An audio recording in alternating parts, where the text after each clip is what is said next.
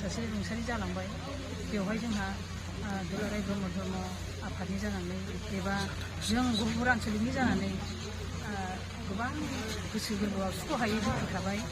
दा मा खालामनो सोरजिनाय दं जेला जोनोम दं जेला थैनायाबो दं हिसाबै जोङो गोसोआव दुखु दाहा लानानैबाबो दिनै बाबानि न'खराव नैबे समाव दुखुआव बाहागो लानो होननानै जों गासैबो गहपुर आनसलिकनि जानानै प्रसासननिफ्राय लानानै बा गाहाय बिबान आनसलिकनि आफादगिरि नेहाथारि आइजो आफादनि आफादगिरि नेहाथारि गासैबो ज' जानानै लाइमोननि आइमोन आफामोन गासैबो ज' जानानै न'खराव बाहागो लाफैदों। दा बेखिनि समाव बाबाया गोबां गावनि जिउ थासान्दियाव जोंखौ फोरोंबोबाय दैदेनबोबाय। बाबाया सेन्ट्रेलनिनो सासे बोसोनगिरिमोन। गिबियाव बिराद गोबाव बाबाया सेन्ट्रेलनि लोगो आफादगिरि जानानै खामानि मावबोदोंमोन।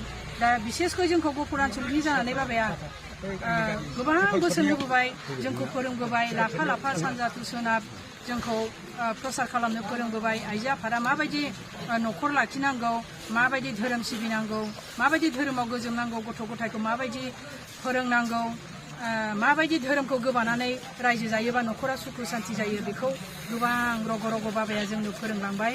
दा बाबाया गोमानानै थांदोंबाबो जोङो बाबानि माखासे बोसोनखौ बावगारनो हाया। जोङो जेब्लासिम जोंनि जिउआ थाबाय थागोन बाबाखौ जोङो गोथाङाव लाखिगोन। बाबानि बोसोनफोरखौ मानिनानै जों जेब्लायबो बाबाखौ जोङो गोसोआव लाबाय थागोन। बाबानि बोसोनखौ जों मानिबाय थागोन, फालिलांगोन। बेनो जोंनि गहपुर आनसलिकनि थांखि। बाबानि बिहोमानि सायाव एसे बुंगोन नामा?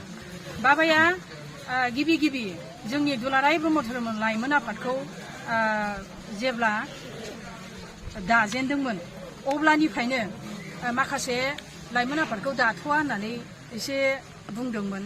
बेलेग माबाथिं थांगोन मागोन बेफोरबायदि होननानै दाथ'वा होनदोंमोन। नाथाय बाबानि नाजानायाव लाइमोन आफादखौबो दाना होनाय जायो।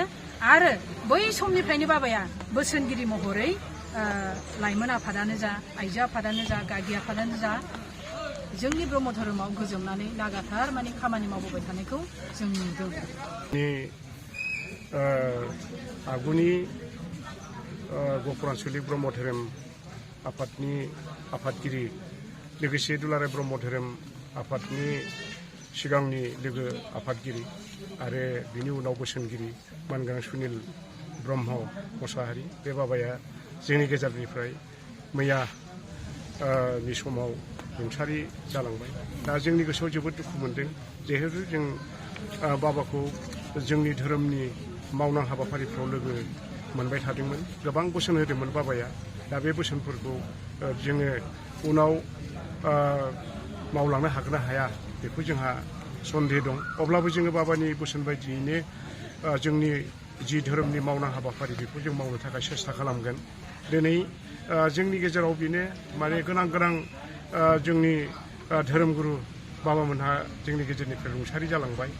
गिबियाव जोंनि बे लकडाउन समाव गुरु आफा जुगेश्वर ब्रह्म बे आफाया जोंखौ बे लकडाउन समाव नागारनानै थांनो गोनां जादों। दिनैबो जोंनि बे बोसोनगिरि मानगोनां सुनिल ब्रह्म मोसाहारि बे बाबाया जोंनि गेजेराव दिनै जानगारलांबाय। दा बेनो जों अरायबो बाबानि बोसोनजोंनो जों धोरोमनि बिथिङाव मावलांगोन होननानै जों आसा खालामनाय दं आरो। गोजोन्थों।